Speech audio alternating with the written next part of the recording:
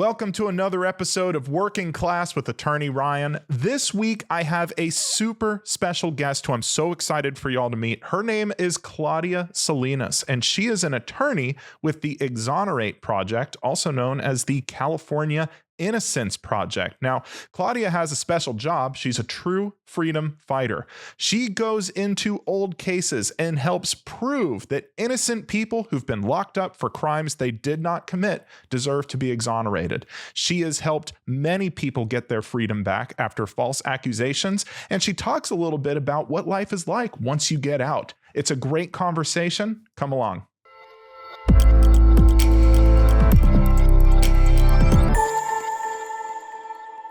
Claudia, welcome. I am so happy you're here. It's been a long time since we've seen each other in person. I think before COVID was the last time I physically saw you. We went to Cal West together, and now we're out practicing. And I'm incredibly proud of you, my friend. I wanted to bring you on to talk about what's on your shirt. Exonerate. So for those who don't know, why don't you introduce yourself and tell us a little bit about what you do? Sure. So first off, thanks for having me. I'm super thrilled to be here. I'm also super proud of everything that you've been doing. Thanks, Definitely, Claudia. I've been following along since I think you were a few years older than me, or at least school years older than me. Always doing really badass. Can we say badass things? Sorry. You can say fuck on this thing. Oh, That's fine. okay, perfect. We're doing great things. Been following you along, especially with your TikTok work. Everything has been fantastic. But okay, let me introduce myself. Claudia Salinas. I am a attorney at the California Innocence Project.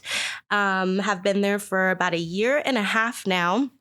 Also do state appointed parole work and take private cases on the side. So mainly do criminal defense, post-conviction, and a little bit of pre-conviction too. That is a lot of stuff. I want to hear about that pre-conviction in a minute. But let's start with Exonerate, because I know for people like you and me, it's almost a household name, but a lot of listeners may not realize how important it is and how even if you aren't in trouble with the law now, or maybe you don't know anyone, it might become something you need. So what is Exonerate and why is it important? Sure. So Exonerate is actually a term it's not quite a legal term quite yet, but it is definitely branding that we have. The work that we do is part of this giant network called the Innocence Network out throughout the United States. The first Innocence Project actually coined in 1992. Barry Scheck, Peter Neufeld, and then our founder, Justin Brooks, was actually involved with all of that too. And then he moved down to what he calls the belly of the beast here in California to open the California Innocence Project, which is where I'm at, opened in 1999. And basically we have three missions. One, we obviously want to get innocent people out of prison.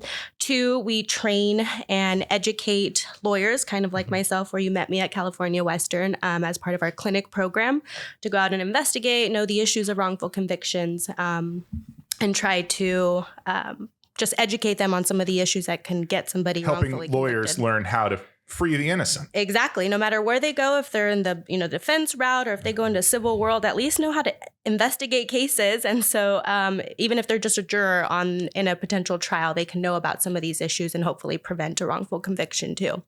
And then lastly, we work on policy too. So we change the laws and we change the system to try to either prevent wrongful convictions, help people who are currently in prison, and then also help those people who we actually already got out try to transition back into society as well. Because getting out's just half the battle, it seems. Oh, yeah, definitely.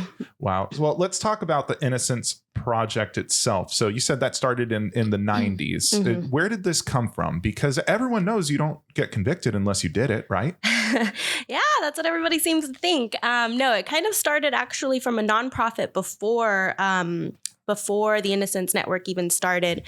And they realized that people were being incarcerated for things that they weren't committing, especially in death sentences. Over time, they started to recognize that even people that they were executing were later found to be innocent. That's absolutely horrifying. It is. And I think that's one of the big arguments against capital punishment is the science that we rely on to convict people is not as solid as we want it to be. And even with our constitutional right to a jury, even with the very high standard of proof beyond reasonable doubt, errors happen, and worse than errors, sometimes there's just malice.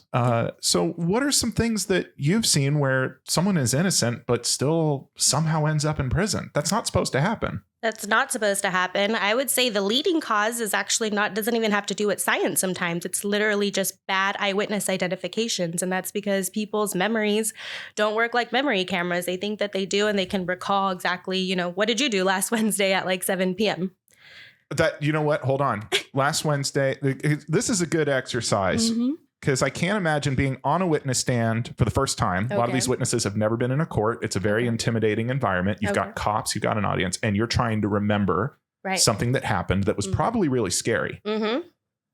I wasn't even scared Wednesday, 7 a.m. See, I can't even keep that straight. Hold on. Wednesday at 7 a.m. I have no earthly idea what I was doing. And that was only a week ago. And that's the issue. So sometimes, people, even in the freshest moment, let's say a crime just happened and a witness tries to come and tell a police officer. We have a case actually that has the perfect storm of this type of event that happened, Uriah Courtney here in San Diego. But even if that witness comes to the police immediately after this crime happens and tries to describe everything, sometimes you still get it right because your memory tries to put information in there to fill in the gaps. Or if you have like a gun or a weapon in your face, or if you're under stress, you're only remembering certain things. And then after you get the police sketch out, they'll try to put, whoever that suspect is into like a 6-pack lineup. And then you're just trying to fill in the gaps of who that person is. You might want to put this a little closer. There you go. You can also move it, by the way. Perfect. No, you're right. I'm glad you brought up the lineup too, because there's been not a lot of science on how reliable those lineups are, but it does create something of a presumption when the witness comes into the police station and say, hey, we're going to have you look at some people. I think a lot of witnesses come in with the bias that it's definitely one of these. Yeah. Sometimes it's not. Right. Our office actually changed a bill here in California. It's the eyewitness identification bill, which implemented that California police officers have to use what's called the 4 core pillars. Not sure if you've heard of those. Tell us about that. Yeah, so it's definitely that the lead police officer on the scene cannot be the person who is creating the 6-pack lineup. So they should be given the suspect details to an independent officer not involved in the investigation, and they should pick the fillers. And then on top of that, they need to pick, people that look like those suspect details. If it's a Latina woman, kind of like me, medium brown hair, brown eyes, there should not be a blonde in there. There should not be, another person, another gender. It should match the witness description. You can't say, look, here's, 3 white dudes, 3 black guys, and now you got to pick which one. Yeah. And by the way, it happened at night and you were scared, and they all everyone looks the same under dark lights and shadows. Yeah. It's really scary that can happen to anyone. No, it can. And then you narrow down the options, right? So another part of it is telling the witness that hey, that person that that committed this crime might not even be in the 6-pack lineup, and it's okay to do that.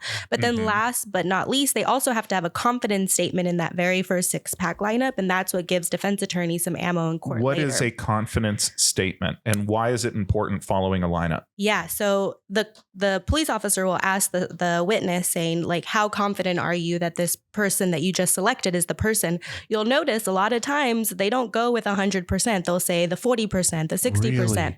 And writing that number with their, signature later allows defense attorneys, because let me take it back just a couple of steps. So they'll do a 6-pack lineup, then they'll do a regular lineup, then they'll go to the preliminary examination, then they'll go to trial. By the time they've seen this person all that times, it goes from 40% to I'm 100% sure, pointing to that person on the stand saying that they committed this crime. Why is it going up? Because the time between the actual incident they witnessed is increasing. And just any human with a brain knows that our memories get less reliable, not more reliable with time. So why is their confidence increasing as they're going through all these hearings? It's an excellent question. I don't know why they allow them to, say that 100%, but it's basically because now they have picked out this person. Now they've seen this person behind counsel table, and they have imprinted that this is the person that did it. The more they see the person showing up on the defense side of the table, there's a little subconsciously or consciously, there's a little kind of looks guilty. I picked him. Everyone else seems to agree. We all agree this is the guy. This is the guy. And you start not lying to yourself, but kind of reinforcing your decision. because I don't think anyone wants to point a finger at an innocent person. Right. And you're not trying to send innocent people to prison. You're trying to be a good witness. Yeah. And good witnesses should be confident in what they see. They absolutely should be. And sometimes it's not intentional. For example, in the Uriah Courtney case, the victim in that case, even though we have proven that our person, Uriah Courtney, did not do it, imprinted in her brain, she still thinks She's that's convinced. the person that did it. So how were you able to prove that your client was innocent? In that case, we had DNA, and we actually got very lucky because, as you know, our cases are very old. So a lot of times they're 20, 15, 30 years old. And these people are in prison the entire time for a crime they did not commit. Yes. I want to be very clear real quick for listeners who aren't familiar with the Innocence Project and aren't familiar with the justice system. It is a shocking number of people who are serving sentences for crimes they did not commit. And the evidence is not as robust as you would hope. Yes, we have some scientific evidence. Some of it's more reliable than others. For example, it is my personal opinion that bite marks, I think it's junk science, and I don't think it should be allowed. Other methods are more reliable, DNA, hair, blood, things like that. But some people are serving sentences without DNA evidence held against them. It's just eyewitnesses. Yeah, I would say those are our toughest cases. Most of our cases actually have just that, no DNA evidence to be able to either retest or didn't even involve it in the first series of their trials. And those are the most difficult because it takes something convincing for the judge to be able to overturn that. Our burden, once we get to the post-conviction world, seems lower because it's not beyond a reasonable doubt. It's actually just that it had to change the mind of like one juror at the time of trial. That's a much lower standard. It is much lower, but it seems to be much more difficult once we actually get behind the court. So unless we have something like DNA, somebody just coming forward and recanting their statement in an evidentiary hearing, judges typically, they have to find a very convincing, compelling story on why they came forward now with the truth. And that's much harder. It seems that it's if you're going to catch something like this, you've got to catch it before the convictions come through. If someone is innocent, you hope for your day in court to prove and vindicate yourself. But sometimes things go haywire. Look, the U.S. does have a better justice system than a lot of countries out there. And I'm grateful to live in the United States. But our system is not perfect. Just because it's better relative to other places doesn't mean it's perfect. Yeah. So when is the best opportunity? You're in custody for a crime you didn't commit. What do you do? You know, sometimes those people try to call into our office. Unfortunately, since we're a nonprofit, we can't necessarily help in the pre-stages, or excuse me, in the pre-conviction matters. So actually working up the case, heading to trial, you can't do defense there? We typically don't. Sometimes we do jump in. So for some of our attorneys in our office have specialties like that arson specialty. If there's like an arson case or a shaken baby syndrome case, our attorneys will guide their attorneys. We don't necessarily make them our clients, but we will help them because, of course, we want to prevent wrongful convictions as well. But in terms of the clients that we retain, we typically don't assist at that level. I do personally, but not at the California Innocence Project. It's got to be hard seeing people calling or writing in, asking for help, knowing you can't help everyone. It's just not possible. So how do you choose the lucky people whose cases you're going to take up? Yeah, it is extremely difficult. I also oversee the intern program in our office. And that is the one question that I always get in interviews are like, what's the hardest part of the job? And it's actually recognizing that a bunch of people have a need, whether it be resentencing or whether it be before they get convicted, and you want to help. And our office just doesn't have the means to do so. We get over 6,000 pieces of mail every single year, and about 6,000 letters mailed to you, because these are coming from prison. They can't send you a text. They do have tablets now, so they can send us emails. Oh, really? They do, yeah. But we typically, 6,000 pieces of physical mail. Wow. That doesn't include all the phone calls, emails from family members that we get. And who sorts through that mail? I didn't mean to interrupt, but I'm just, it's got to be like the North Pole. I mean, how do you even sort through all of this? We pride ourselves on our volunteer interns. Without them, we would not be able to do this. We only have 8 attorneys in our office, so we're very small staff. We have about 10 to 15 clinic students, California Western students every year. They help us more on investigating the cases, but it's our volunteer interns who take time out of their day. Some of them have multiple careers or in school. They respond to every single piece of mail correspondence that That's comes incredible. I mean, less than 30 people going through all of that. Yeah. And everyone gets a response? Everyone gets a response, whether it's an update on their case, whether it's, to give them another resource if our office can't necessarily help them, or to start the application process. We have a 16-page application that we end up sending out to try to get a bunch of information.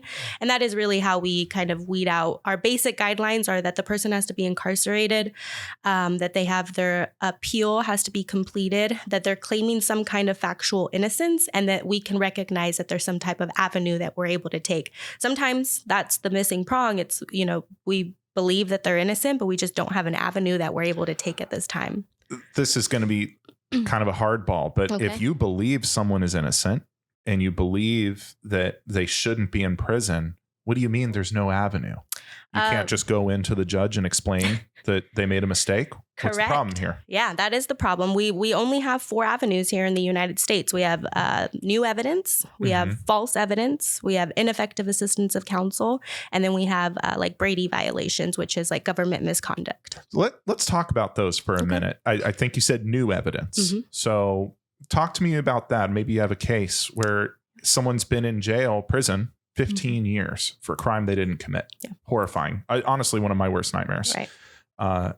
What new evidence comes up after 15, 20, even 25 years? Yeah. So new evidence for us is something that was not available at the time of trial. So not that the defense didn't decide to use it, or that literally it did not exist, or if it's like a witness that didn't come forward at that time and it wasn't available to trial, something new that would come forward. An example might be maybe, I don't know, a surveillance tape that no one knew about, but there was a bank a couple blocks down that caught a speeding car and no one knew about it, but suddenly we got a copy. Something like that. That would be amazing. Yeah, something like that. It could also be DNA evidence, right? So DNA has actually changed so much, even just in the past 5-10 years, that we are able to retest some of the DNA evidence that was conducted at the time of trial. And that's compelling enough to be new evidence because they're able to narrow it down. Are you telling me that as little as 10 years ago, we're running DNA tests on defendants and getting false positives? Correct. How does that happen? Both just in terms of the technology that was available at the time, but also just in the terms of the terminology that some of the experts were using while they were on the stand and reading their own results. They were making it a lot more absolute than the results actually were. And when you put an expert on the stand, juries tend to believe someone a lot more than your lay witness who says, how could they not? They say this is an expert. You spend, for those of you who have not seen a trial, when we put up an expert on the stand, one of the first things we're going to do is lay a foundation and establish why they're an expert. We'll talk about their scholarly writings, talks they've done, their degrees, and we spend 30 minutes, an hour even, building up that this person really knows what they're talking about. Right. So if this person comes and says, yes, absolutely, this is the DNA of the defendant, it's really hard to overcome that if the science that expert is using is inaccurate. So what are some of the errors that come up? Is it just their absolute belief that the test says what they think it says? Is there something else going wrong here? I think it's just, and you'd have to talk to Alyssa Bierkel in our office. She's actually our DNA kind of expert. But from what she tells me, it's, it's the sciences used to have, it was like 1 in, 1 million quintillion, whatever number that ended up being. Whereas now we're able to narrow it down to a much smaller category than we were able to even just 5-10 years ago as well. It's scary to think about that because I think of life 5-10 years ago, and I think of it as relatively modern times. We had our iPhones, we had Wi-Fi. Sometimes as humans, we feel like we're a lot more sophisticated than we really are. Absolutely. Yeah. And that's the same with junk sciences too. Like you mentioned the bite mark evidence, and it kind of leads us into the false evidence kind of standard. Can you tell everyone what bite mark evidence is? I have big opinions about it, but I want people to hear it from you. Yeah, I'd love to talk to you about that. So bite mark evidence is kind of like comparison evidence. So if a crime happens, they'll take a mold out of whatever it is. So if it's a bite mark out of a person, in one of our cases, Bill Richards was actually a bite mark case. They send him to prison on bite marks, and you talk about comparison evidence. And I don't think our listeners realize how frightening that can be sometimes. What is comparison evidence? So they will compare their mold, whatever mold that they ended up getting, to, let's say, the bite mark mold that they end up getting later from. So I get a bite mark on my arm and we make a little mold of that bite mark. After it's been some time, it's probably had time to swell and heal. The body changes after a trauma. Even in our case, it was covered in dirt. There was really bad weather. The police didn't, all come that out on till top 24 of things. hours. Yeah. Oh, and so then we take this mold from someone's skin. Skin is a living, moving organ that changes over time, and it's got dirt on it. We take this mold, then we go find a couple of defendants, hope they haven't chipped their tooth recently. Correct. Get a mold of their teeth, and then we're literally holding up these two pieces of silly putty. Kind of, yeah. They bring either a dentist or some kind of expert. They put on a nice suit. They get on the stand. They try to explain how accurate that might be. And they try to say, oh, it most likely compares or something along those lines. And then again, they use those absolute terms that makes it more likely than not that a person, can compare those. And then the jury is like, oh, yeah, I guess that kind of makes sense. Absolutely. But specifically in the Bill Richards case, like, it came out many years later that they couldn't even distinguish whether it was a human bite or a dog bite. And that's the issue. A human mouth and a dog mouth are two very, very different things. How is it you can't tell the difference between the two on a mold? This is why bite mark evidence is not reliable at all. Yeah. All right. You heard it here. I don't like it. Claudia doesn't like it. If you're out there and you're a prosecutor playing with some bite mark evidence, please just knock it off. Don't do it. Absolutely not. If they're still doing it, we have tons of articles on the Innocence Project website. You need to go read about. Well, it's funny because it was like the big thing not too long ago, and there were experts getting famous on bite mark studies. But now, just walking through it with you, it's just so clear how unreliable it is, and the fact that someone's freedom, their life, can be taken away over garbage science it's outrageous. This episode of Working Class is brought to you by Centurion Trial Attorneys. That's right. This is my law firm. I'm the founder. I am the CEO. We fight for workers' rights and we represent victims of serious car accidents. If you're in the state of California, just dial 888-CALL-RYAN or fill out a link in my bio. And if you're out of state, I've got a lot of wonderful friends I can refer you to. Again, Centurion Trial Attorneys. This is the real deal, folks. This is my law firm. Give us a call if you need help. It is outrageous. I think that science specifically, there's like the shaken baby syndrome cases are actually a science that's emerging too. But all of these science come together had finally allowed us to change the law here in California and hopefully throughout the United States. Senate Bill 467, I believe. But that actually created a avenue for us to be able to challenge the credibility of those sciences. So now if there's scientific, what do you call it? When there's argument in between the scientific community? Like a dispute? A dispute of some sort. When there is a dispute in the scientific community about that related science, it actually paves the door for us to be able to, or paves a path for us to be able to relitigate those cases again. Yeah, it seems at trial, based on what you're telling me, one of the best things you can do if you're a defense attorney and you're facing some bite mark evidence or any other kind of comparative evidence is not focus so much on the differences in the molds, but draw attention to the process, all the different steps that come together to make those molds. And I think any reasonable juror is going to say, hey, there's a lot of time and a lot of variables occurring between the creation of these two things, which you're telling me to now compare and say are similar. You can't. The defense attorney should be attacking that. It's attacking the way the molds were given, the science that's out there. If they can afford it, and that's why I do recommend getting a public defender sometimes if you can't afford one, because they have the resources to bring in their own experts and talk about that dispute and talk about how it's not as reliable as it was at the time. I think public defenders are a great idea for a lot of people for that exact reason. I know that some people have varying opinions about public defenders, and it's not their fault. They have a lot of cases and they do get spread thin, but it's been my experience with my friends who are PDs that they really know their stuff. Yeah. It's not only that they know their stuff, but they have access to defense investigators that can go out and talk to, each of the witnesses. They have access to the experts. They have access to getting discovery much quicker than a private defense attorney. And I'm not saying like I'm a private defense attorney as well, and I'm going to try my hardest to do all of those things too, but a lot of times to get an expert in the courtroom, I'm going to have to pay for it, and so that's going to be charged on to the client because I can't afford to take on the expert all by myself either. So that's why it's possible, and I know who to talk to get these things done. But if you can't afford an attorney, I definitely stick with your public defender. And especially for cases, the types that, we handle here at the Innocence Project, it's typically your murder, it's your sexual assault, it's your very serious crimes. These are we're not getting people out for, hey, you didn't pay a bunch of traffic tickets and you were speeding. We're talking the stuff that puts you away for a very long time, that ruins your life if you're innocent. Yeah. So the kind of people who come to you, are there any common traits among the clients who you see? Are there ways that they ended up in this situation that tend to follow a pattern?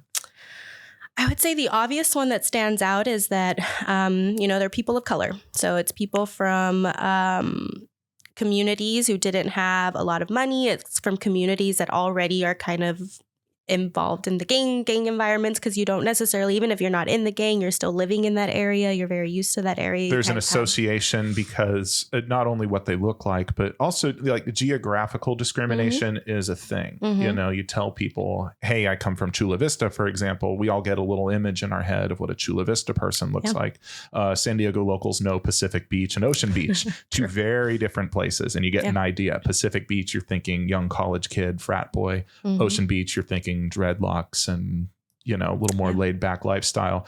So people get an idea in their head of who a person might be because of the community they came from. Correct. Yeah, absolutely. And then not only that, it's, some of those areas are over policed. So then you have more run-ins than you probably would in maybe La Jolla or in, downtown, well, maybe downtown San Diego. Well, let me interject for a minute. If you are innocent, then shouldn't you be fine no matter how many times you interact with a police officer? You would hope, but no, it actually happens to anyone. I think the one thing that I actually like to tell listeners all the time too is that it literally can happen to anyone. One of our exonerees, Kim Long, she was a nurse, a middle class working mom. She was kind of living her best life, and she ended up finding her significant other murdered in her living room. And who do police kind of blame first? It's typically the person that you live with or your romantic partner. So if you're dating anyone, be careful because you might be the first person. You come home after a hard day of work and it's the worst day of your life. The person you love has been murdered. That is horrible. That is a person who needs therapy. They need counseling. They need support from the community. And instead, what happened to her? Police came out.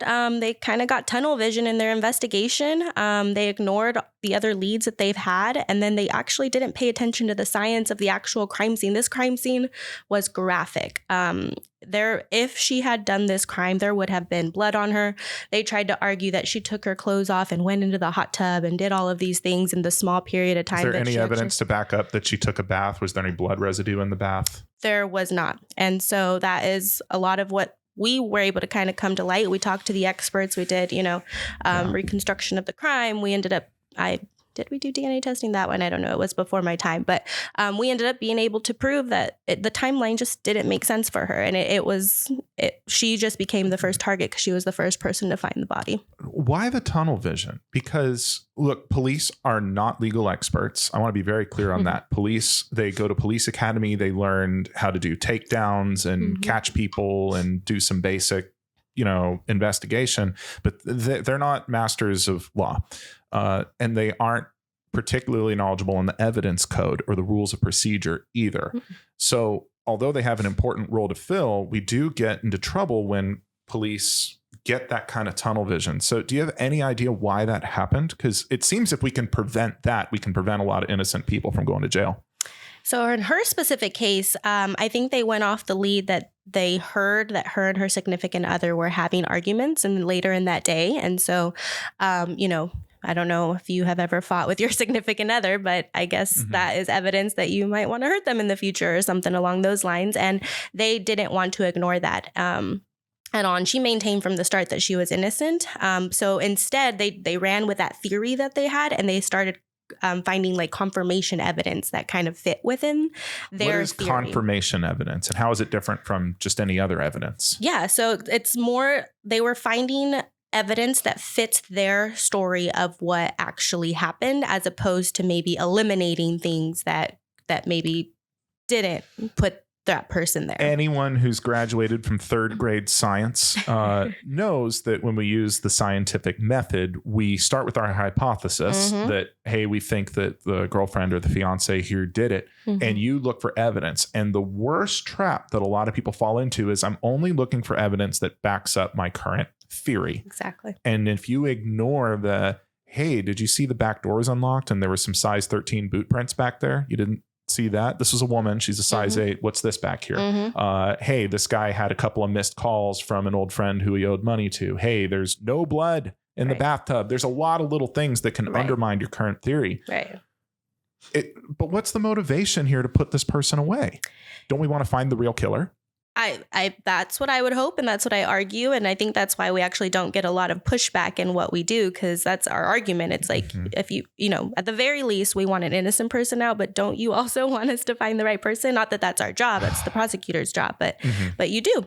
I think it's a lot motivated by pressure from the community. They are under these time frames to try to find this person who did this really graphic crime, and then sometimes ego gets involved. I don't know. I've been pulled over by police officers before, or not even pulled over. Let me just talk about like a simple traffic bumper. Like, I would give them my side of the story, and the police officer is just already not really believing me. He thinks that I'm lying to him about the whole situation. And many of those times I've come back, the police officer comes back and calls me at like 9 p.m. I'm so sorry for the tone that I gave you. Like, usually it's just the person who actually, hits the person from behind is at fault, so I didn't believe you. And it's like, a lot of it is like that. I don't want to speak for all first of all, that just as someone who, my office does handle car accident cases, that's absolutely not his place to make that determination. Absolutely not. But I do want to be fair. I do give cops a hard time because they have a lot of power, and they literally hold life and death in people's hands. And there's no room for ego. There's no room for bad apples, and there's no room for a bad day. You don't get to have a bad day when you're a cop. That's why we're so hard on them. If you don't like public scrutiny, don't be a cop. That said, I do respect that. I don't think anyone gets lied to more than a cop does. Maybe a doctor. How many drinks a week do you have? But possibly. I mean, who gets lied to more than a cop? And truly, they have a target on their back. It is true. A lot of people really hate officers and will act on that in a violent and aggressive way. So I can see where the chip on the shoulder comes from. And they do have my empathy for that. But at the same time, officers need to stay in that lane. They do. I mean, I sympathize with them too. I don't think I told you, but I worked in the police department as well for like 4 years. I was a 911 dispatcher. So I had police officers, all the time. I maintained those friendships. One of the police chiefs back in Fresno is still my closest friend. I bring him in. He actually talks about, I hate using the word like bad apples because I think they're, it almost minimalizes the situation. It does. But he's willing to talk about some of those injustices. And for me, I tell everybody to remain silent in some of those situations. If it's a lie or if it's the truth, whatever it is, just kind of remain silent if you can. But what that chief always comes in and tells me is how even the police officer who sees the other police officer doing the wrong thing should be speaking up and talking about that, or else that whole department is kind of it is an indictment on the department. And I hate to bring it up because it brings up so much pain when we think about it, but the murder committed by Derek Chauvin. Oh, yeah. And how many officers just watched it happen and did not intervene. And that's, in my mind, I think that's where a lot of the outrage comes from. That's where my outrage comes from. It's like, listen, you're human beings. Human beings do bad things. Doesn't matter if you're a cop or a firefighter, there's going to be some injustice that happens. But for the love of God, if you're watching it, you got to step in there and stop it. And that was the big failure of that department. So I'm really glad to hear you're talking about someone who is open to policing the police, watching out for how we're acting out there. Yeah.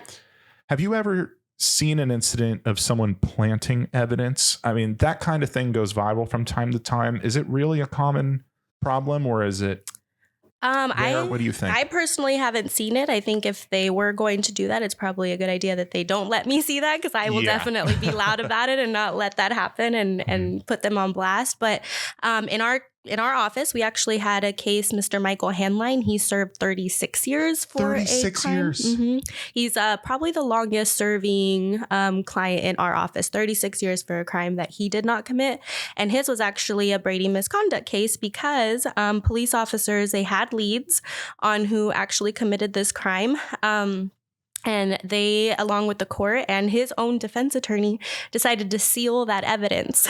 Wait, why would his defense attorney do that? So Mr. Handline was in like a motorcycle club, gang, whatever, we call that. You don't remember the club?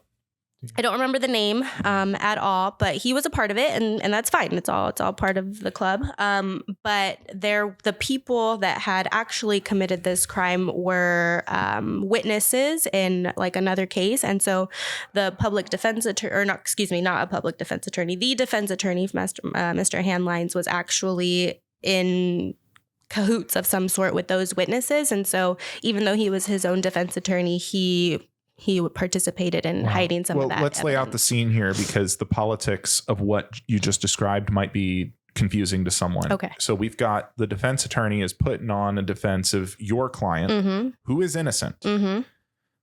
The actual, were they killers? This was a murder case? Murder. The actual killers are witnesses in an unrelated case. And the defense attorney and everyone else involved is thinking, well, we need their cooperation to be witnesses in our other case. So because of that, we're not going to give too much scrutiny to these people. And they worked with the prosecution to seal their names. Talk about robbing Peter to pay Paul.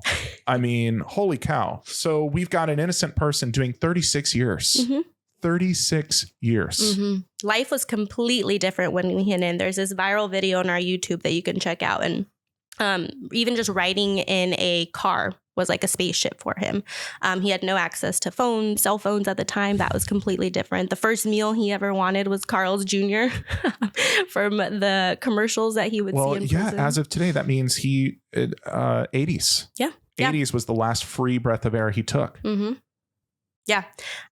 He's still alive today. He's came to our last gala, and thank God. So he is out now? He is out. No, he got out. He was out before I even started. But he did 36 years. I believe he's in his late 80s or 90s now. But if you're doubting if true love exists, it does. His cute little wife stayed with him through those entire 36 years that they were together. My favorite photo, that is love. My favorite photo is when he got out and they gave a hug for like the first time. It brings me tears all the time. I'm not going to cry right now, but how does it affect someone like her, the family of the victim? Because obviously we care very much about the person actually sitting in a cell who doesn't belong there, but there's ripples. There's friends, there's family, there's lovers. How did it affect his wife?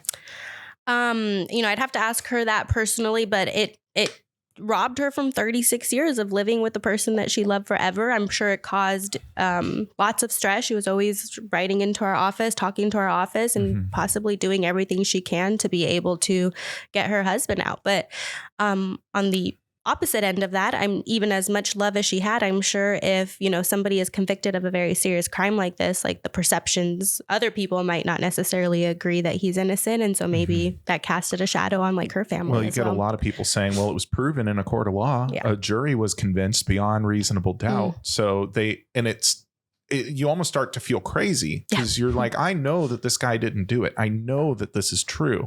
But because of a faulty legal system, there's now this big body of what appears to be evidence showing that he's a monster. Right. How does this affect someone like him? 36 years. What is the effect on some of your clients you see serving these long sentences? I think it affects each of them very differently. A lot of them will come out with, some they need some mental health services for sure, counselors to talk about some of these things. Others use it as motivation to go and try to change the system. Not one of our clients, but Terrell Swift, he did collaborate with our office for one of the police lying detection bill. But he travels all over the United States talking about his story. He was convicted before he was like 17 years old, and it's going around changing laws. He was a minor when he was convicted? A minor. He was I think he was 17 years old when he was convicted. How much time did he serve? Oh, I think he's 21 years, but he's not our client. So you'd have to go look on his his website for all of that. We have others like Brian Banks. He also wrote a book. He goes around talking motivational. Well, more than a book, he has a feature film, doesn't he? He does. Can you tell, for those who don't know, because he's kind of a BFD, can you talk a little bit about the Brian Banks story and how Innocence got involved and why his story has gotten the attention it has? Why is he special? Yeah, absolutely. And actually, I will say his case is kind of a caveat. So he was convicted of a sexual assault of a girl while in high school. He had kind of like a little, what do you call it nowadays, a flirtationship with her. So there was a consensual relationship at some point? It wasn't a relationship. It was like a flirtationship. So, like they had a crush on each other. High school kids flirting. Yeah, exactly. Yeah, okay. They go and they try to go to what they call like this makeout corner of some sort. And then they hear principals or some type of school staff coming. And so they almost get caught and decide to kind of like take off. Mm-hmm. She later ends up saying that, he kidnapped her, sexually assaulted her there. Why? For anyone who's seen, there's a very famous movie about this. For anyone who's seen some cinema about this, why would was that true? It was not true. And why would she make that up? I think she was scared of getting in trouble. Maybe she didn't want her mom to know that she was in this makeout corner or something like that. I can't speak for her. I don't know why she did that, but Brian I know Banks why. Is a person of color, by the way. Yeah. The girl, was she also a person They of were color? both. Yeah. They were both okay. Black. He was like a football star. So, being with him was probably a big deal at the time. He was supposed to go into the NFL. He had all of these promising things, but you don't want to get in trouble in school. So maybe that's why you lie. I don't know why she lied. I do know why she didn't come forward with the truth later, though. She ends up on film, which was secretly recorded, so it wasn't able to be used in court, but the DA saw it and it was very compelling, which is why we were able to use it. She on camera says, no, he didn't kidnap me. No, he didn't sexually assault me. And we think that the reason for that, her not coming forward, was because the school actually did give her a pretty big settlement. When she reported it for not keeping her safe, she ended up getting a lot of money. So she lies, nearly ruins this man's life, and gets money. Correct. Mm-hmm. How do you, this is a sidebar and I want to keep talking about Brian Banks, but how do you deal emotionally with the injustice of something like that? Because you see that every day. I mean, that's a hard question. I a lot of self-care. I play poker on the side to try not to even think about it. I surround myself with people who are in the field and just as kind of impassioned by this type of work, because it keeps me going, but it is hard and I see it. And I always wish that there was enough energy in me to be able to attack every single issue that I want to. But I know that if I want to do something right, I have to, focus on 2 or 3 things and make that happen. But it is hard. It's very hard. I think the hardest part for me, actually, because I'm not just a lawyer, I'm also kind of an investigator, right? So I go out and I go talk to witnesses, I talk to my clients, I go to the prisons. But some of my hardest days are actually going into the prisons to talk about my clients, whether they did it or not, right? If I haven't proven that they're innocent, this is still a person behind bars who is living a very different life than I am. And, we find a lot of commonalities. After 2 hours, we end up being able to just talk about stuff. And I get to go home to my cushy skyrise apartment in downtown San Diego and be with my family and do whatever I want. And this person gets escorted back by a correctional officer and has to go back to whatever community they're in there, which I know is very different. And those days I have to take the whole evening off because it's hard. Well, I'm glad you have something healthy to cope with that kind of stress. Yeah. And the world needs Claudias out there.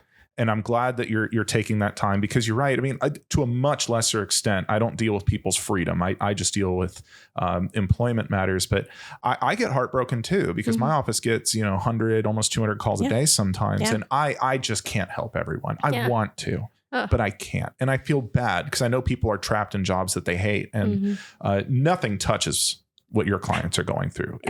We're not comparing here, but the importance of taking care of yourself when you're seeing this kind of thing, it's critical. It is, yeah. And for you and I think if we want to show up the best version of ourselves, the best lawyers, both in the courtroom, to the client, to their families, to, we're in a lot of ways, we're also like counselors and therapists and teachers in many ways. And so in order to show up our best, we need to take care of ourselves. So that's both of us. Do you ever feel selfish when you take time? Let's say you're going to Coachella or something, which you have every right to do. You have to take care of yourself, but do you ever feel guilty? I do. Especially I get a lot of calls on my personal cases for like my parole clients on my cell phone. So I'm not even in the office for that. I take a lot of those personal calls like on weekends or weekdays. And if I'm out and about and I know that I can't answer the phone because I've had a drink or two or whatever, and I just cannot be competent at that moment, I don't answer. But I feel really bad because I was like, are they in trouble? Do they have an issue? Like, I'm kind of the person that they need to talk to in that moment. And I do feel bad in taking that time for myself. But I'm trying to learn that, as long as I am still showing up at all the other moments, that it will be fine. It's important that you said, as long as I'm showing up. Yeah. And I think that really matters because some people get on themselves for not showing up 24/7, but sometimes it's who you show up as that matters just as much as how often you show up. You cannot be the best version of yourself if you run yourself ragged 10, 12 hours a day. I know that in American culture, we really glorify the hustle, and we should. Hard work is important. You should be uncomfortable and working towards your dreams, but you need to take a break. Your body needs rest. And your mind needs rest just as you need oxygen and water. Yeah. And if you're showing up consistently as a burnt out, scatterbrained, forgetful, disorganized, poorly prepared, tired, you're not doing anyone any favors. Right. And you're only going to feel worse about yourself. Yeah. You have to take that weekend and go to a concert. You have to. You have to go out, have a couple drinks with your friends, play a couple hands of poker. It might feel selfish, but the advice I always tell people is, do you get angry at yourself if you drink when you're thirsty? Do you get angry if you breathe when you feel you need a breath? Then why would you be angry at yourself for resting when you need rest? Yeah. How I always know that I made the right decision. It's going to the place. Let's say I'm driving to Los Angeles for that poker game or that tournament, whatever it is. Driving there is when I feel the guilt. But in the moment, I do allow myself to enjoy it. And when I get back, I know that the energy that I bring to my clients is there because they will comment on it. They will say, hey, like, thank you for listening to me. Thank you for doing these things that you're doing. And that's confirmation that I need to keep doing these self-care things that I'm doing because I get those like verbal affirmations that I am doing what I'm supposed to be doing, and it helps. I think that's really great that these people are recognizing what you're doing for them. I feel like to them, you might be their best friend. Sometimes I make too many best friends. Yeah.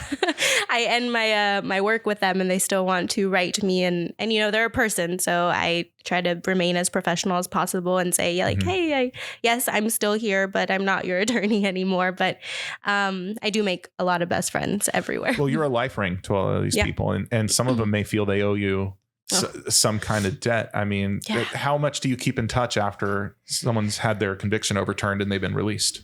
At the Innocence Project, actually, we keep in touch with most of our clients. We have been in office since 1999. I say in office like we're political. We're not political. We are a nonprofit. We have been open since 1999, and we just walked our 37th client out of prison. That's a clap for you. Thank you.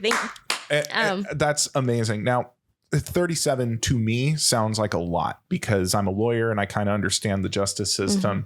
For someone listening, they might say, wait, you're getting $6,000 a year and you only have 37? Why so little? To me, it sounds like a lot. To a layperson, it sounds like very little. Can you explain why? It is really hard work, even though we have one of the highest standards in the United States to get a conviction beyond a reasonable doubt.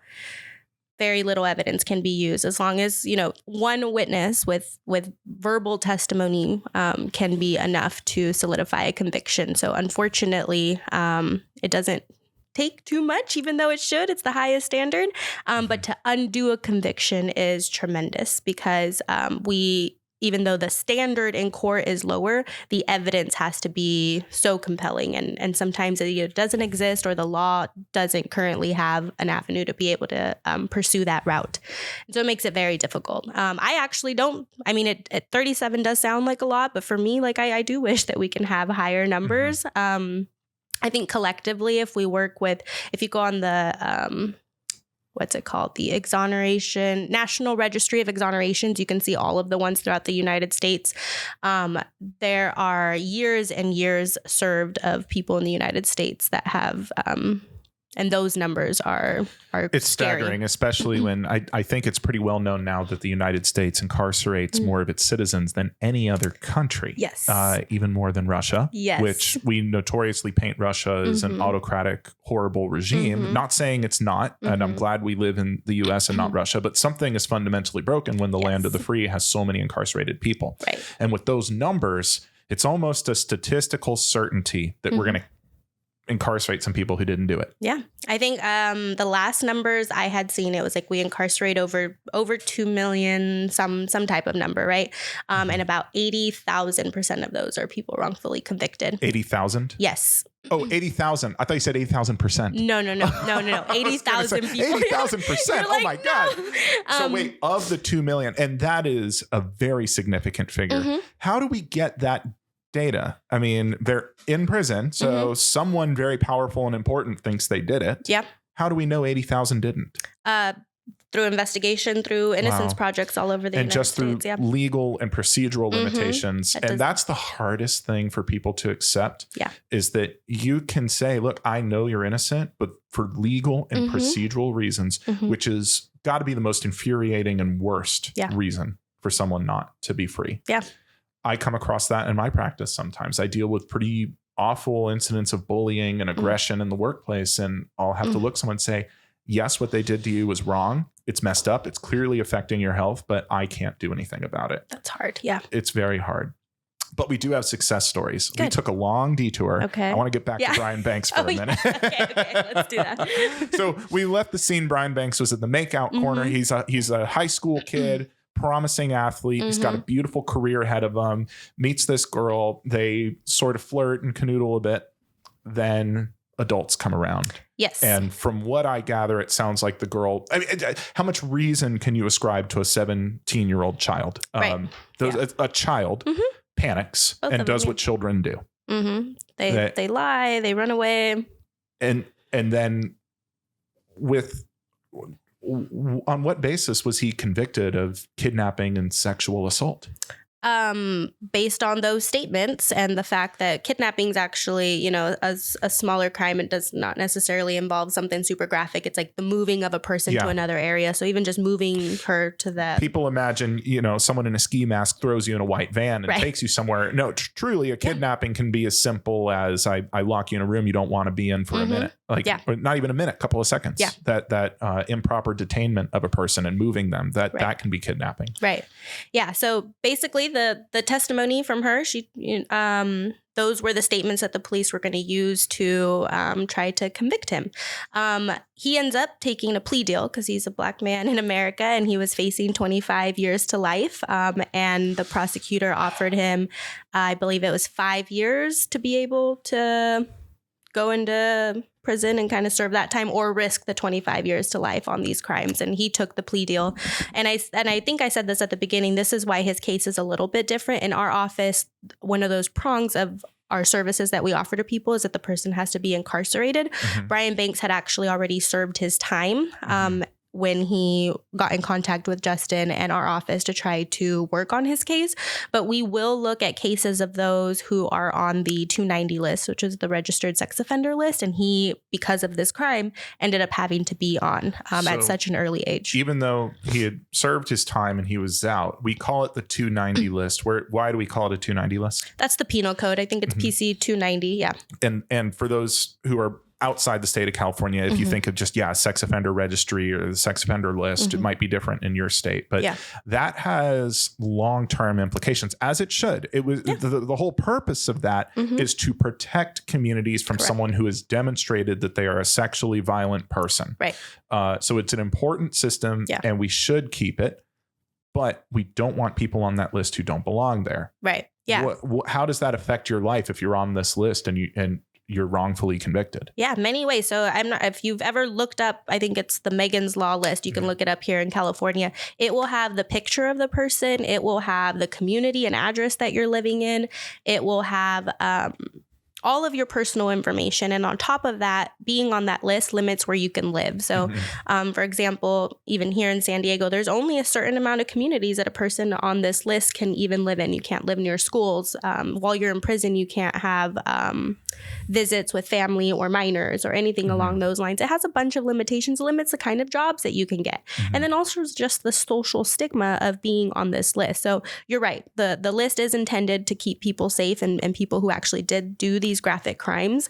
Although some of those crimes can also include peeing on the side of the road. So be very careful. That's another one that I would bring up. I don't, I mean, I'm not pro public urination. I want to be very clear. Me too. But maybe making someone unemployable because they took a leak on the side of the 78 is a bit of an overreaction. A little bit. Yeah.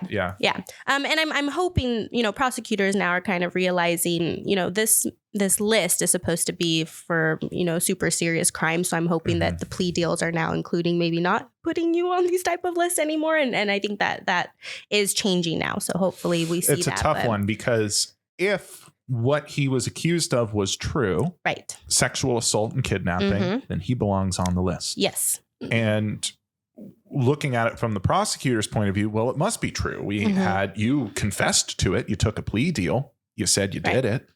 So isn't that all I need? But we're ignoring, there was a really compelling factor there. He was looking down the barrel of 10 to 15 additional years. Yes. If that's not some minimum kind of coercion, I don't know what is. Yeah. I think I just wrote an article on plea deals and how they're actually used as like bargaining chips, especially in capital cases. Like if you threaten anybody with either a capital case or even just a longer sentence, it is coercive on its face and you will be taking, I think it's 97% of cases, and in plea deal because of these things. It's you risk a lot. It's supposed to be a jury of your peers, but oftentimes it's not. And it takes money to go through trial, money to have an attorney if you can't afford one or if you can't afford one. I think this goes back to us sometimes thinking we're more sophisticated and more evolved than we are, Claudia. What we love about the United States is that at least in theory, we don't torture prisoners for a confession. Back in the Renaissance era, the medieval era, it was common if you wanted to prove a thief was a thief or a killer was a killer, you put them on the rack and you tightened it and you stretched their arms out of their sockets until they begged for mercy and screamed, I did it, just get me off this damn thing. How is saying if you confess, you get 5 to 10 years. If you don't confess, you're facing death penalty or life. Is that different than putting them on a rack? I don't think it's different at all. I think it allows the one is immediate pain and torture. Right. One is a threat. Right. You don't think there's a difference? No, I don't think there's a difference in the sense of having to be in a prison, especially for a crime that you didn't commit or even one that you did commit, is practically a life sentence in itself. Like the conditions aren't there. I know that you get 3 meals and you get a bed and a cot or whatever, but I'm very suspicious of people who joke that, it's free rent and free food. Right. It's like you clearly have never visited one or spoken to anybody who's been in there. It's not necessarily what it is all the time, but the social environment you are placed under. It is not a good experience. No. And then like in Brian's case, had he gone in he did go in for his 5 years. And I think he actually spent some time in the SHU, which was, I'm sure. What is the SHU? I don't know what the actual name of it is, but it's the solo tank that you have to be segregated from everybody else. And, you don't get airtime. You don't get to go out and do the things that you get to do. It's very solitude. That is solitary confinement. Solitary confinement. And truly, it's been said so many times that that's probably one of the worst things you can do to a person. It's torture. It is. It is a form of psychological torture. Because truly, we're social animals. We're evolved to need human connection. That's how our species survived for as long as it did. And it's truly the meaning of a rich, happy life. Right. Apart from food and oxygen, you need social interaction or you start to lose your mind. Yeah. So when we take someone and say, hey, admit you do this thing you didn't do, or we're going to lock you up for 20 years. At what rate are we getting just a ton of false confessions at this point? False confessions is probably one of the second leading causes of wrongful convictions. Really? Yeah. It's that high of a problem. It is very high. And it's because, and I don't know what draws people to make these confessions. It could be age. Like Terrell, he was a minor. Like the studies now show that your brain isn't fully developed until like 26. So even a lot of the resentencing Franklin motions that we're doing here in the what California. Is a Franklin motion?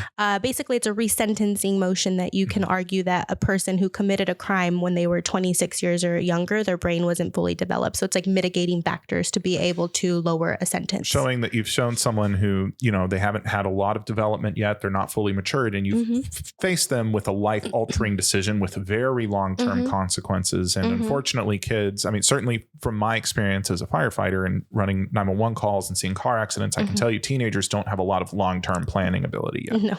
And I remember when I was a teenager, I thought I did. I was like, no, I can plan things out. I got, this with my friend next week, but they don't think in terms of 5 and 10 year timelines. Right. Yeah, no, absolutely not. So you've got those factors. You've also got the factors of just being scared, coerced. I know the fear completely interferes with your ability to reason. You're not thinking rationally at all.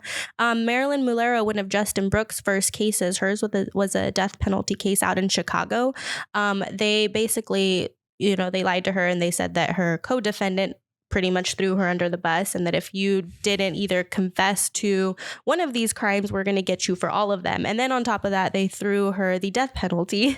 And so a bunch of things are happening. I didn't want to cut you off, but you said something really interesting that I want to draw attention to the audience here. They lied to her and said there was a confession that didn't exist. Yeah. Is that legal? It is legal. It's legal for police to lie to you. Police are allowed to lie to you. There's a deceptions bill that was running here in California for them not to be able to lie to minors now. So that might be changing. So a cop can go ahead and lie to a kid. Right now, they can lie to a 17-year-old and say, we have evidence against you. And if you don't confess to this crime, regardless of whether you did it or not, you're going to see prison for 20 years. It happens. This is a real scenario that can evolve in here, the United States. Correct. Is the average person really aware of this? I don't know if they are. I mean, I'm hoping they are. I think, when we see police officers, we see a badge. We see them very nicely composed together, and we generally see them doing really good things. So I don't think the average person wants to believe that they're not there to harm us in any way. But when you think about it, the police officer is there to do their job, and it's to investigate a crime, and they're trying to get evidence. And we know, even, as a poker players, sometimes people bluff, and so they have to put up this face to get information from people, and that's what they do sometimes, and it's allowed, and it's a tactic, and it's actually the reason why a lot of the police unions fight bills like this, to be able to preserve their right to be able to lie to people to get that information, because it's a tactic that they were taught.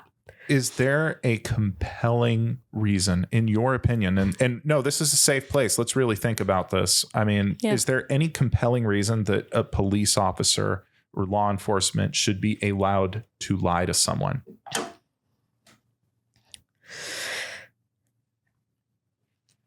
I guess if there's some kind of exigent circumstance, which is what we learned in law school, right? It's funny. We immediately go back to criminal procedure, second semester of law school. I remember this. I mean, I hear you. It's something like a sting operation. Say, hey, look, we've got a human trafficking ring. And Claudia, you're going deep cover. You're going to interact with these guys, get in on the circle, find out who the buyers are, who the suppliers are, find out what's happening to these victims. It's certainly a compelling circumstance where, you should be able to lie and get in there and figure out, it's because we're rescuing people. Yeah. But I would even argue taking it one step further, and if it's going to be for saving a person's life immediately, if someone's going to be on the verge of dying and you have to lie to this person to get the information of where this person is being held hostage with a gun to their head or something like that, something where you're immediately going to save a life. I think there might be something there too. I think we've seen two compelling circumstances, but within the bounds of a controlled environment, a police interrogation. This is a controlled environment. Correct. We're in the police station. We've got all the time in the world. Lying, in my opinion, shouldn't be allowed there. Yeah. You shouldn't be allowed to lie to a minor, but really anyone. Right. I mean, I go out on investigations pretty regularly, and there's not one time where I have had to lie to get the information that I want. And granted, even if I tried to lie, I don't know that they have to listen to me. I don't have a cool badge or anything, but my bosses tell me too, like, we don't go out there and we lie. We tell them exactly who we are. I'm Claudia Salinas from the California Innocence Project, and I'm here to ask some questions. And people with guns and badges shouldn't walk around lying, and they shouldn't be comfortable lying. Yeah. It's just such an injustice that someone would be able to go into a police interrogation and tell an innocent person, we've got all this evidence against you. That is going to create a panic spiral in a human being. And there's so many people listening who might say, oh, there goes Attorney Ryan with his liberal beliefs again. But it's really, you got to think, if you're sitting there and you are innocent, but you've got a bunch of cops, are they being nice to you in these interrogations? Probably not. Not really. They're pretty tough because they're trying to put you in a very scared flight or fight, because some things that get taught is that people are more likely to be honest and a little less deceitful and less, clever if they're scared. So there is some tactics out there to keep the person you're interrogating as uncomfortable and unbalanced as possible. So you've got an uncomfortable, unbalanced person. You're telling them there's all this evidence against them. And now you're telling them, if you don't tell me you did this, you're going to jail for a long, long, long time. Yep. That is a terrifying situation. It is terrifying. But we do have some tools there. And this is back to law school 101. If you find yourself in that situation, is there a way to make the interrogation stop? Yes. Lawyer up. Yeah. Definitely lawyer up. It's funny. For those who don't know, I wrote a book. It's basic criminal procedure. It's called Criminal Justice, and it goes through some of your rights. And one of them is when you are in a police interrogation like this, one of the rights we have in the United States is that you can invoke your right to remain silent and you can request counsel. And what I tell people is just scream, I want a lawyer. Where's my lawyer? I want a lawyer. And just scream it until one appears in front of you. Don't say anything else. Yeah. Because once you've requested that, the questioning must cease. Isn't that right? Absolutely. And you have to be, what's that word? Equivocal about it. So it has to be very clear that that's what you're asking, or else they'll try to argue that, they were just talking about a lawyer. They didn't want a lawyer. Like, be very clear. I want a lawyer, and then just shut up. I'm really glad you pointed that out, because it's important. It is not enough to say, I'm choosing to remain silent. It's not enough to simply remain silent. And it's not enough to say, I don't want to be questioned anymore. You have to say the words, because again, police can legally lie to you, and police do not have any obligation to inform you of your rights. They should read you your Miranda rights, which we're all familiar with, because if they don't do that, things you say may not be admissible. But in terms of your right to cease questioning, they don't have to tell you that you can just say, I want my right to counsel. Bring me my lawyer. Yeah. And once you say that, the questioning has to cease, and they got to get you counsel. Absolutely. And if you can't afford one, public defenders. And you will get one, and they will need to cease that questioning immediately. Also, they can't offer you any deals. I like to throw that in there, because that is a prosecutor role and has to be done through the courts too. So police should not be trying to bargain with you. And that's another, I'm really glad you brought that up. Police can legally lie to you. They're not obligated to inform you of all of your rights. They may not know the law, and they are not empowered to make a deal. It is not their job to make a deal with you. If a frontline cop is offering you deals, you need to little alarm bells. This person is lying to me. They're lying to me because they want to get something from me. I should invoke my right to remain silent, and I should request counsel right now. Honestly, the past 2 minutes of this conversation may literally save someone's life. I think it will. An innocent person. I hope there's someone listening today where you, God forbid, something happens. You're in the wrong place, wrong time. You're wrongfully accused of a crime. Please remember those things. And it's scary. It's scary. And you might not even think of this interview in those moments, because I mean, every time I get pulled over by a police officer, like, I already start to freak out. I cannot imagine being confronted with, I panic a bit too. Like that, right? It's fine. I'm squeaky clean. Yeah, I'm a law-abiding citizen. Same. I passed the ethics. I got through the bar. I have a very public life. Very public life. Really, I'm clean. But even I panic a little bit, because I know it's not me versus the law. It is me versus a human being, a human being with their own ego, their biases, their moods. And that's what makes a police encounter so frightening to me. Yes. Same. Wow. Very scary. It is. Yeah. I want to talk a little bit more about, that's heavy stuff to think about those kinds of things. And I don't know where we go from here. I don't know what we can do here today, except empower people and tell them about what their rights are. But if we can go back to Brian Banks for a minute, you guys successfully got him off the sex offender list. Yes, we How did. did that happen?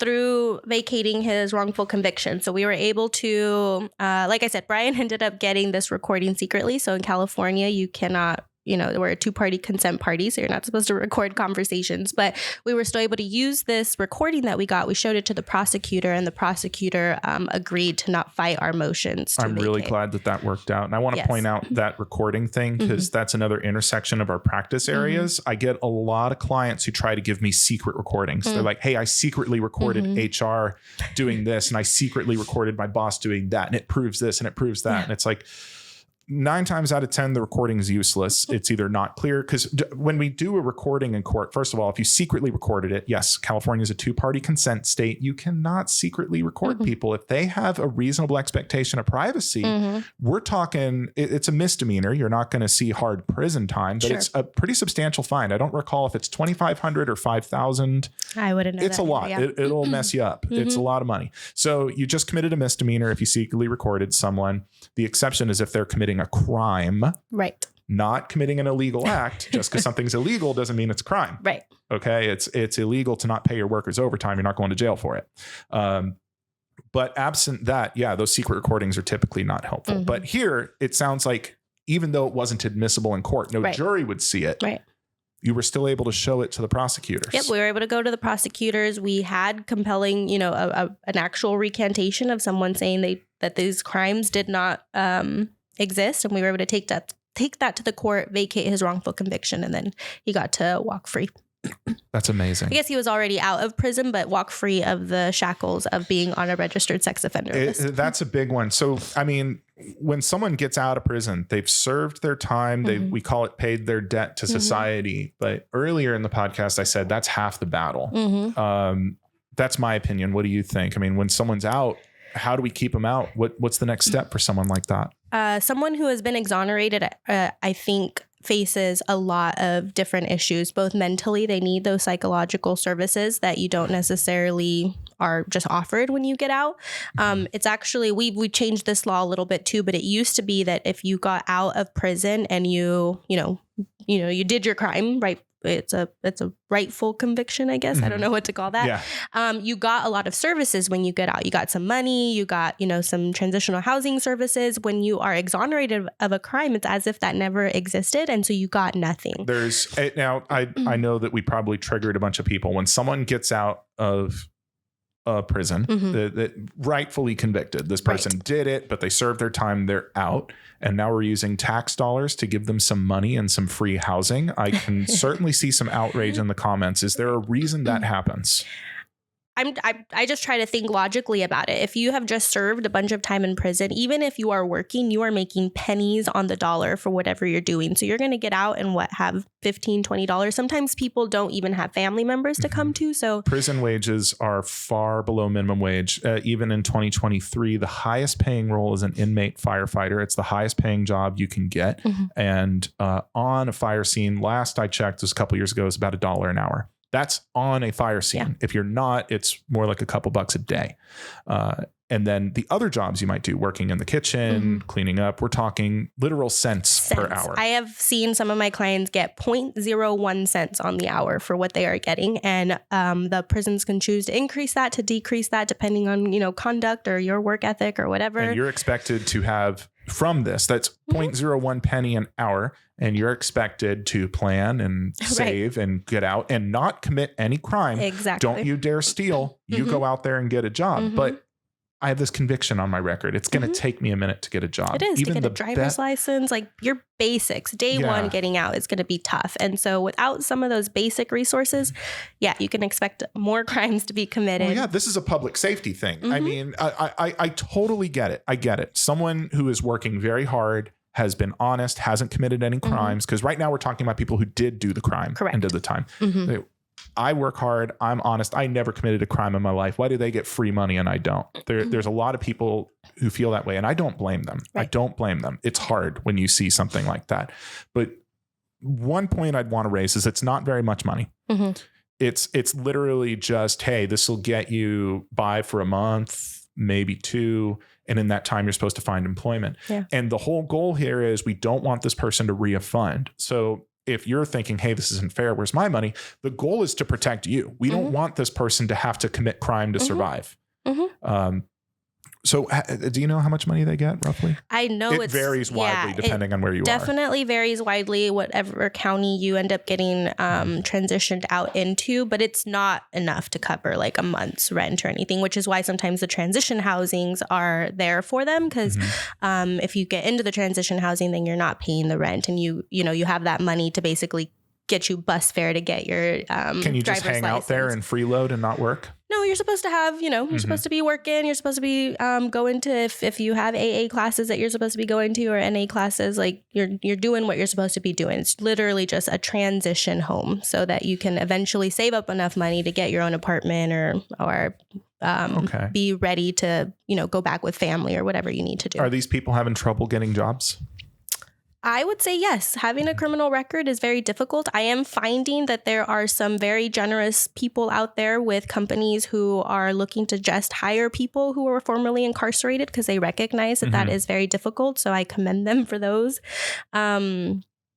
It's a gamble. It is. Because look, we all have the same goals. We don't want innocent people going to prison. And if someone does go to prison and comes out, we hope that it is a reformed person who's changed their ways, who isn't going to reoffend. So when I'm talking about getting these people jobs, I'm not trying to take jobs away from someone who didn't commit a crime. It's not what we're trying to do. We're trying to say, listen, this person did their time. The best way, and I'm pretty sure the science backs me up on this, you can check me if I'm wrong. The best way to make sure someone's not going to reoffend is to get them gainful employment. Absolutely. Plug them into a good community with good role models where they have a job, they have a sense of purpose, they wake up every day, they have a routine again, which they get very used to routine in prison. And if you take away the opportunity to get employed, you took away the one thing that is familiar to a lot of these people, which is routine, a schedule, leadership. They need it. They do. And without it, at some point they get hungry. At some point they face homelessness and they have a choice to make. Do I steal? Do I sell something I shouldn't be selling? Do I rob? Or do I just go hungry? Right. It's an impossible position to be in. But there is some hope for someone like that. If you've done the time and you get out, California is one of 23 ban the box states. Have you heard about this? I haven't actually. This is more my field than yours, but California is one of a few ban the box states. And what these states have done is they recognize that gainful employment is the best way to make sure that someone doesn't reoffend. Okay. But you need a fair shot, because a lot of job applications will say, have you been convicted of a felony? You check yes on that box and you don't get a call for an interview. Damn. So what California and these states chose to do is ban that box. That's why we call it ban the box laws. I like that. And what the state says is, look, you have a right as an employer to do a background check on someone, but you cannot ask about criminal history until they've gotten a conditional job offer. You don't have to give them a full job offer, just a conditional job offer. And when we say conditional, we mean it's conditioned on you passing a background check. The purpose of this is not to trick employers into hiring a felon. It's so that someone who has put in the work and reformed themselves gets a fair shot. Look at my work history, look at my training, look at my education, have an interview with the person, feel them out. If someone gives you a weird vibe and you don't feel safe around them, don't hire them. You don't have to. Yeah. But after that, say, all right, cool. We're going to give you a conditional job offer. And once you pass a background check, you're on. Now, of course, the felony will come up. Well, now the employer has a choice. They say, look, I saw the application, saw the guy's resume, talked to him. Yeah, he made mistakes, but let's give him a shot. That's the purpose of the law. The law is not trying to slip anything under an employer's nose here. But I'm really glad to hear that. Yeah, that is going to be, when did that start? Oh gosh. Is it mid 2010s? I'd have to look. I want to, no, 2019. Okay. I'm gonna have to check myself on that one. I feel like it would be 2019 because I remember, seeing applications with those boxes still when I was still trying to. Well, you'll see them even today. Oh, shoot. Okay. Yeah, you'll see them even today. And they're not allowed for the record? They're not supposed to be there. Gotcha. Yeah. Okay. And sometimes it's relevant in cases that I work on. I just say, hey, look, we can't trust this employer's word because it's against the law to have X, Y, and Z on the application. And look, they have it all there. This is clearly an employer who does not have any regard for California's labor code. That's how it would come up, practically speaking, in a case. But yeah, I think it's a good law. It's one that I think is mischaracterized a lot. You know, when I've posted videos on it in the past, I got a lot of angry feedback from people, but it's like, look, we all have the same goal. We want to live in a safe society where there's less crime. So give people a fair shot. Don't weed them out right away. Give them a fair shot. And for some roles, I can already hear people saying, what about teachers? What about police? What about firefighters? They're exempted. There are certain roles where that box can be there. Okay. And they can ask right away, like, hey, you've been convicted of a felony? Yeah, I was convicted of a felony. Yeah, you can't be a kindergarten teacher. Should make sense. It's, you know. Yeah. That's really good to know, actually, for like my parole clients in general, because a lot of them, they did do this crime. And, you know, we've talked to them about their options, and I have to get them set up to tell a parole board, like, these are my plans. I have a potential job. I have a potential transitional housing, all of these things. And one of the biggest issues that they bring up to me is their concern of not being able to find a job. And even, you know, I have them write out to employers, the employers that are hiring people with backgrounds. And even having a letter offering them that position is still very nerve-wracking to them, because they're like, you know, I have to go out there and compete against a lot of people who don't have records. And it's a very real worry. And maintaining that job is critical, like you said. It is. And and I want to emphasize again, this is for all of our benefit. Yes. That we're not just giving handouts to someone who was bad and broke the laws, although someone may characterize that, and I don't blame them for it. It's, we all just want to live in a crime-free community. Right. And the best way we can think to do that is, look, we can lock these people away up forever, which I don't think that's what we have in mind as being the land of the free. I don't think that's the kind of country we want to live in.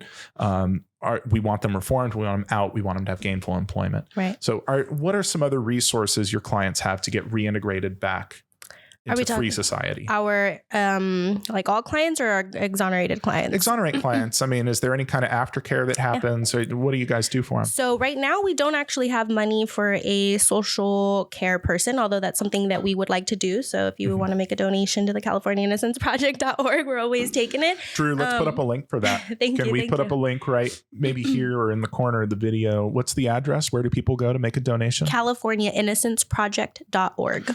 Can they put in $1 or $2? Just any little bit helps. Absolutely. Even just buying one of these cool t-shirts that you see, the money goes to us as well. And I'll get a couple of those. Those are tight. Let's do it. Fun fact, back in law school, this was like the Letterman's jacket in high school. If you saw one of these walking around, this was like the cool kid club. Everyone knew this. Oh man, you got the Exonerate shirt. It is really cool. We'll get you some shirts. We'll get you some mugs definitely for this thing too. It'll be good stuff. But yeah, everything helps. We currently don't have money for a social worker, but we need it. We need them for, the psychological mental health services, but just helping them do the basic things like get their driver's license and get these services. But one thing that we did change the law for was a compensation bill. So if you were exonerated, California now pays you $140 for every day you were wrongfully convicted.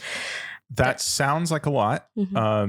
Mind you, $147. It might be $140 actually, but yeah. $140 for a day of your life. Correct. In small increments, that sounds like, yeah, sure, whatever, but years add up, and people think, well, this person got $3 million. There's fine. Can $3 million really make up for 20 years of your life? I mean, Claudia, if I told you, hey, I'm going to lock you in a box for the next 20 years, and at the end of it, I'm going to give you $2 million. I'm not doing it, Ryan. Never. I've seen 2.1 million? Nope. 2.5. I will go play a big poker tournament and try to win some money there. I will not take that deal. It's wild we say that, because sometimes the restitution, I don't know if that's, what do you guys call it? We call it restitution. Yeah, they're victims. They're victims yeah, themselves. Exactly. Yeah. They're victim of an unjust system that locked them up when they were free. They see it, and sometimes for these long convictions, they can be high 6 figures or 7 figures. Truly, there is no amount of money that makes up for those. I mean, it's you only get to live once. You get one shot at this life, and every moment on this earth is irreplaceable. So it's really tough to say, here's a few $1,000,000. Sorry. Yeah. And it used to be a long time. They used to fight us on that too. So it wasn't automatic to where if you were wrongfully convicted, we proved it, we got your whole record cleaned or whatever. You just got this giant check. No, you used to actually have to go argue, basically relitigate your entire case to the Victim Compensation Board, which is like an administrative board. So it's not like a criminal court or anything. And you basically had to prove again that you were a victim and that you got wrongfully convicted. Now we actually just changed the law to shift the burden to the AG's office, the Attorney General's office. So now there's a presumption that you do get this money, and they have to prove, hey, actually you weren't wrongfully convicted and you're not a victim of this Has circumstance. that shift in the burden helped? Yeah. I mean, it's a very new law, so I would imagine that we're going to see the effects of it coming in these couple years, but it has helped some of our clients already. In your experience, what does someone do with that kind of money? I mean, they've been in prison 20 years for crime they did not commit. They probably, God, just even scrolling through Instagram has got to be kind of scary and new for them. Something that's been around a long time for us. That's just a normal daily activity. They don't know what it is or how it works. Yeah. They don't understand email. They don't understand Zoom, Slack. They just the basics. Yeah. And now you give them millions of dollars all at once.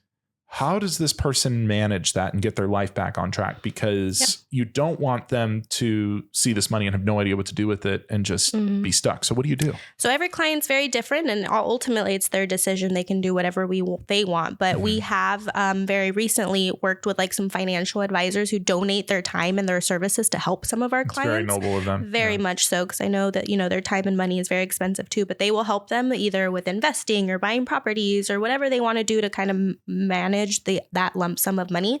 But then I've also seen others go and, start businesses on their own. I've seen fantastic. Some of our businesses some of our clients go and buy like an RV and go travel the world with their son that they lost many years being able to go to. That must be my favorite thing you've brought up. Absolutely, yeah. Just you've lost decades of your life for a crime you did not commit. Again, we're talking about innocent people. Right. This can happen to anyone listening to this podcast. And okay, you get a lump sum of money at the end. What do you do with your limited time? And it's so easy to say, oh, you should invest it. You should do this. So much of your time is gone. Half of your life was taken away from you. Just getting in an RV and spending time with family. I can't think of normally I'd tell people, go be an entrepreneur, go hustle. But this is one of those circumstances where I'm like, dude, just I know. Make the money last as long as you can and go make some new memories. Yeah, because you lost out a lot of them for 10, 15 years of your life with that child, with that family member. And it's not time that you can ever buy back. So you either have that option of being upset with the circumstances, or you try to make the most of what you got. And we see both reactions. We have people who are very upset with the system and, are very vocal about it. But we have some people who are somehow still have a lot of faith in the system, which is also just as aspiring, because I don't know that I would have that much faith considering what I see. The strength it takes to not dwell on the injustice of it. Because, this can happen to anyone, even out here, not in prison. Injustices happen. You get a shitty boss cuts your pay. You get laid off. You get rear-ended in traffic, and it's so easy to get upset at the injustice of things. But we can't change a lot of things that happen to us. Right. A lot of times it's how we choose to react to them and the relationship mentally we choose to have with our external circumstances that makes all the difference. Yeah. I'm one of those I have to look at my cup half full or whatever that is, because if not, I don't know that I'd have the energy to keep going forward in all of the things that I'm doing. Because I do see so many negative things in this justice system. Is exhausting, isn't it? Or legal system, I should say. Sorry. Yeah, no, absolutely. And if you allow yourself to engage in too much negative self-talk, it will sink you. So it is physically exhausting. There is some science to show that kind of negative mental process does physically make you worn down and tired. Oh, yeah. And then how does it make your life better? Yeah. For me, it doesn't. So for me, I like to surround myself with people like you, with people, thanks, in the Innocence Network, with people in the poker scene, just to raise my vibrations, and I can do what I need to do. Oh, absolutely. Now, there's some people listening here who probably look at what you do and think you're basically a superhero. And full disclosure, I think you're a superhero. I respect the absolute hell out of you, Claudia. I'm honored to call you a friend. What does someone do to become a freedom fighter like you? What's the career path? So like I said, I worked in a police department for about 4 years, did 911 dispatch. I actually worked in politics for another 4 years, was a district representative. So I learned all about the the ins and outs of the California departments. Went to law school at California Western School of Law. I guess I missed all of undergrad. I majored in criminology, did mock trial for like 8 years. You did mock trial in undergrad? In undergrad and high school. So most law students don't have that background coming in, but that gives you an edge coming into the real thing. And I actually didn't even do it in law school. I probably should have. You had your fill. I had my 8 years. I was like, you know what? I joined the California Innocence Project as an intern at California Western School of Law, and that kind of took my time. Became a research assistant for Justin Brooks during right when the pandemic hit, like in 2019. And then I actually got very lucky because the person who was in my current role left her position early to go to the public defender's office. And so I actually got to go on as like a 3L, and I was already working at the California Innocence Project. You got kind of a head start. I did. I got a head start. And then I convinced them to hire me full time into a staff attorney position. How much convincing did they need? It's a very competitive. There's only 8 attorneys. They actually had to make a whole new staff attorney position for me to even keep me on board. You did some serious negotiating. I did, absolutely. Some aggressive negotiation. Yeah, I was like, look at all of the freaking assets that I bring. I already know how to investigate cases. I speak Spanish. There's not too many of us that speak Spanish in the office. And so I brought all of those assets, connections that I know, people that I can talk to because we are a nonprofit and we are based on fundraising. I'm a very people's person, so I like to go out here and I will meet everybody. I'll tell them all about the work that I do. This is probably the only shirt that you see me in Monday through Friday. We have it in blue too, so I promise it's not the same shirt. But I like this one. I've always seen the blue, and quite candidly, I don't think I'd recognize you without the shirt. Thank you. I actually appreciate that. It's so true. This is they'll say, there's Claudia again, but it's part of it. It's part about getting the name out, and then we have conversations like this. And like I said, even if they don't want to be a freedom fighter as a lawyer, they can be a freedom fighter in the sense of donating. If they want to host a salon event at their house, we'll bring exonerees to their house and have them talk about their story to their network of really fancy people who have money that can contribute. That's a form of being a freedom fighter too. And just going out and spreading the word and then knowing about these things. And if you can ever, sit on a jury yourself, you can be that deciding factor for a person and potentially prevent that wrongful conviction too. So there's many ways to be a freedom fighter, the internships, the donations, the being an actual lawyer in any of we have over 70 innocence projects in the United States now. Wow. And then Justin Brooks, the director of ours, actually helped start 35 in Latin America. So we're changing. Oh, what a machine. I know. He is a machine, and he is actually helping change the legal system in Mexico, which is absolutely amazing. So many ways to be a freedom fighter. If you want to get involved, definitely, like I said, I run the internship program at our office, and then I'm also on the DEI board for the Innocence Network. So diversity, equity, inclusion. Okay. For those who don't know. Okay. Yes. Thank you. Trying to lead the efforts on that. A lot of the people that we represent are DEI. How do you pronounce DEI? We need DEI because the people we are representing. You want to have people who represent the communities who are honestly most victimized by wrongful convictions. Although it can happen to anyone, like you said. It can happen to anyone, but it is nice, especially when someone has been a victim of the system and maybe they were in a predominantly white community or a certain kind of community. And to have an ally come to them who looks like them and understands them brings a lot of peace to that person. It absolutely does. And we're changing the system all over the place, internally at the Innocence Network, and then legal system just to try to get people out. But there's a lot of work that can be done. And whatever your passion is, I promise you there is a way to get involved in our work. Even if you're not a lawyer. That's wonderful. Yeah. Claudia, thank you so much for coming out and having this talk with me. We'll put your socials up on there. How do people find you? How do they connect with you? Yeah, so you can find me on Instagram, Claudia Salinas, fully spelt because, I'm kind of basic like that. And then on Twitter, you can do capital CIS, Salinas with 3 S's at the end. I'm on Facebook. I'm on LinkedIn, wherever. I'm like you. I'm a pretty public person, so you can reach out at any time, and I'm here to help you. Fantastic. So, thank you so much, my friend. Thank you for having me. I really appreciate you, and congrats on literally everything that you are doing. I'm super proud to know you. I appreciate you. Thank you. I can't take no loss. I don't even know what it costs. I hit the ground, then it go off. Yeah, hit the ground, then it go off.